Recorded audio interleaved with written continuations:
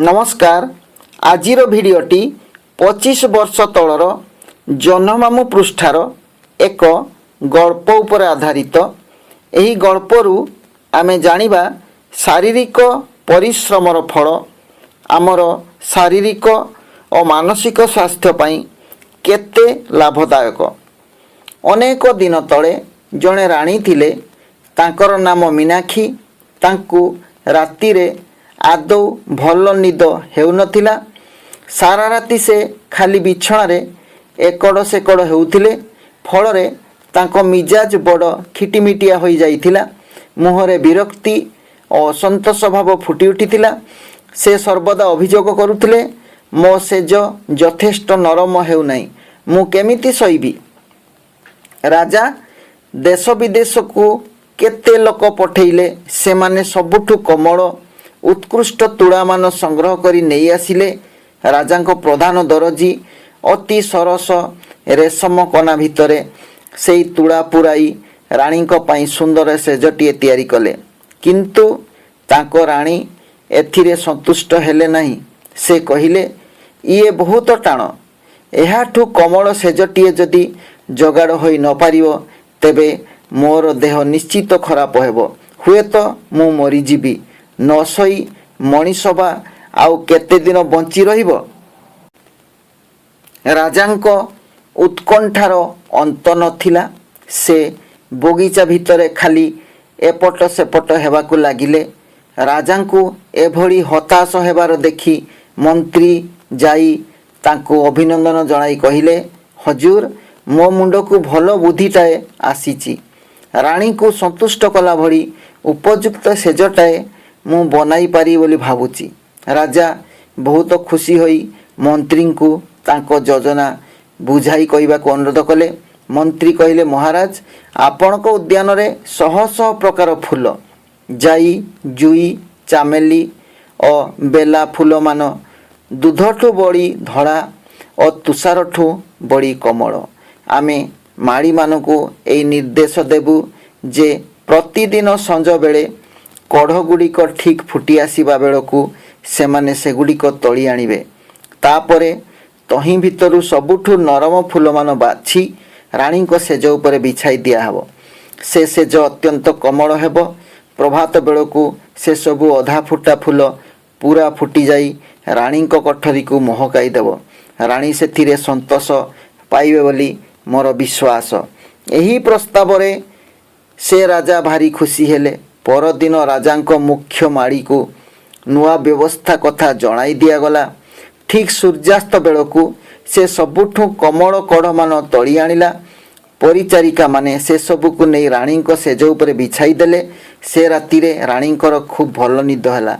राजा भारी खुशी होई मंत्री को बहुत पुरस्कार देले।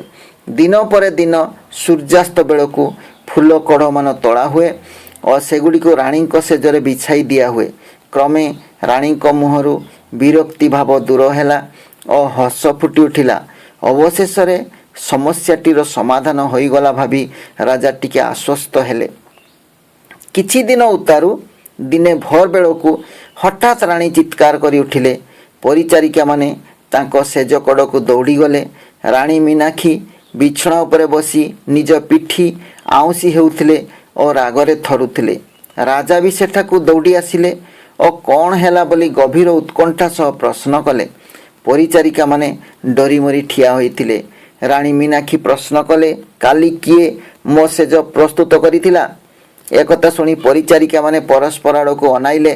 जड़े थर थर कंठरे कहला, महाराणी आमे सभिए तो सेज तैयारी करिथिलु। राणी कहले, अच्छा मानी जाई खूब भल कल। तमे माने तम कर्तव्य ठीक भाव में तुलाई नहीं, जद्वारा मो सेजरे कौन सी कठिन जिनिसटी रही जाइछि। सेही कारणरू मु राति जाक ठीके सही पारली नहीं, ठीक से सही पारली नहीं। परिचारिका माने कहिले जे से माने तो यथासाध्य सतर्कता सह तांको सेज प्रस्तुत करिसंती, किंतु राणी से कथा आदौ विश्वास कले नहीं। राजा बिछଣା भितरे बहुत खोजाखोजी करी राणी को कष्ट देइथिबा जिनिसटी बाहर करने को निर्देश देले। एहा परे पुंखानुपुंख भावे अनुसंधान चलिला। प्रति फूल को परीक्षा करागला। शेषरे सुबासित पुष्पस्तूप भितर गोटे पुष्प बाहरिला जहाँकि ठीक भाव न फुटी जो टाण लगुला। राजा अत्यंत क्रुद्ध हेले। कढ़गुड़ी को यथार्थ ध्यान दे निर्वाचन न करिथिबा हेतु से परिचारिका मानकु दोष देले। सेमाने समस्ते तथा बगीचार मुख्य माड़ी भी तड़ा खाइले। रानी को किंतु केही मध्य सांत्वना दे पारिले नहीं। से कांदी कांदी कहिले मु आ मुहूर्ते मध्य एठार रहिबि नहीं, मो भाई पाखक चली जीवी। राजा मंत्री और पात्र मित्र माने रानी को मत बदलाई देवा पई बहुत चेष्टा कले, किंतु रानी आदौ कहारी की कथा कहारी भी कथा शुणिले नहीं। अगत्या रानी को तांको भाई को घर को पठाइबार सबु व्यवस्था है। समुद्र सेपारी एक सुदूर राज्य रानी को भाई राजुती करती। सेठाकू जीवा तो मोटे सहज नुहे।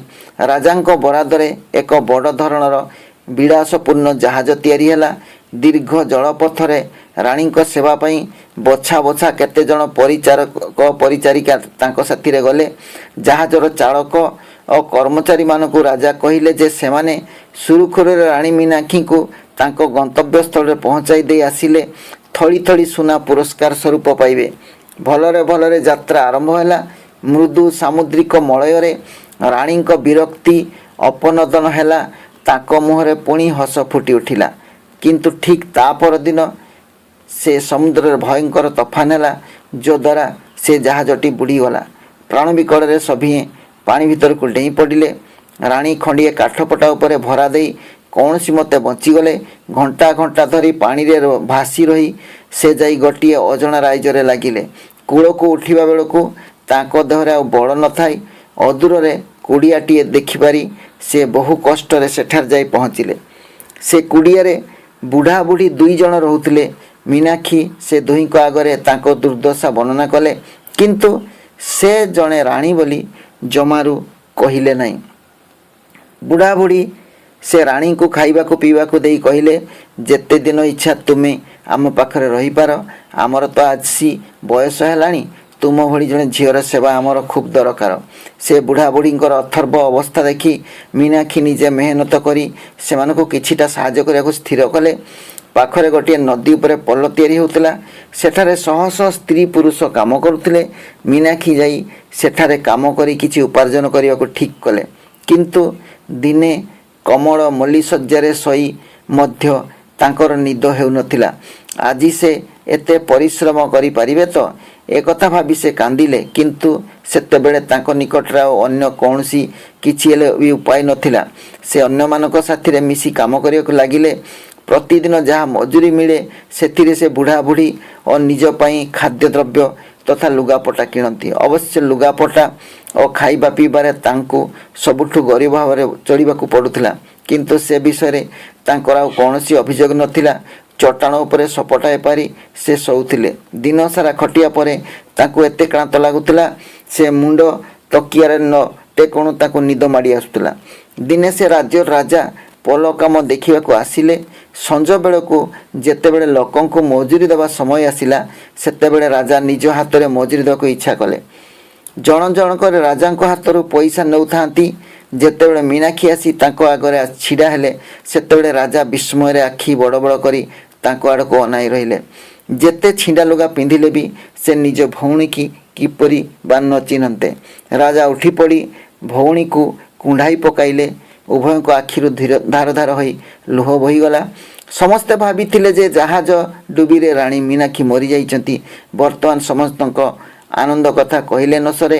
राजा कहिले भौणी तू केते कष्ट दुख कष्ट न सही थिबु।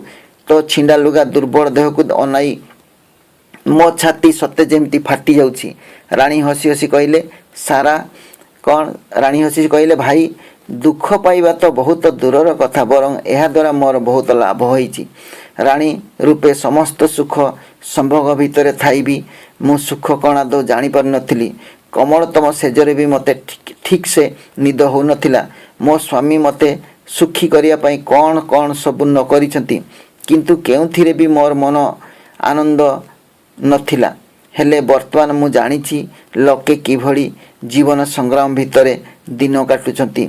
भाग्य चक्र पड़ी मु सेमानक सहित कांध को कांध मिलाई काम करिछि।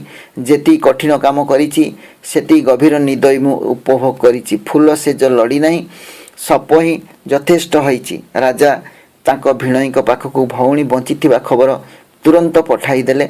मीनाक्षी स्वामी यही खबर पाइबा मात्रे जहाज बोझे नानादी उपहार सामग्री मान धरी से राइजरे आसी पहुँचिले। से भाविथिले यही सब उपहार सामग्री मान देखिले तेबे जाई मीनाक्षी मुहरे हस फुटिब, किंतु से देखि आश्चर्य हेले। मीनाक्षी पूर्वापेक्षा बहुत अधिक सुंदर देखा जाउछंती, शांत देखा जाउछंती। तांको मुहरे शांति और संतोषर चिन्ह।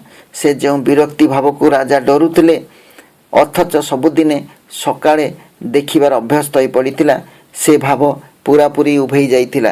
राजा कहिले तुमे आजिकाली खूब भल सहीच, निश्चय तुम भाई तेबे तुम पई उपयुक्त सेजर संधान पाइचंती। से अपूर्व सेज केउथिरे तियारी? मीनाक्षी कहिले खाली चट्टान रे खंडिए सप पाई मु आजिकाली सही पड़े। खाली चट्टान रे खंडिए सप पारी मु आजिकाली सही पड़े। ओके, एतिकरे गल्पटी शेष है। जदि भिडियोटी भल लगे लाइक करेंगे आ शेयर टे करेंगे एवं सब्सक्राइब कर सब्सक्राइब टे करेंगे। ओके, धन्यवाद। जोटी था भल था सुखरे था। Thanks for watching.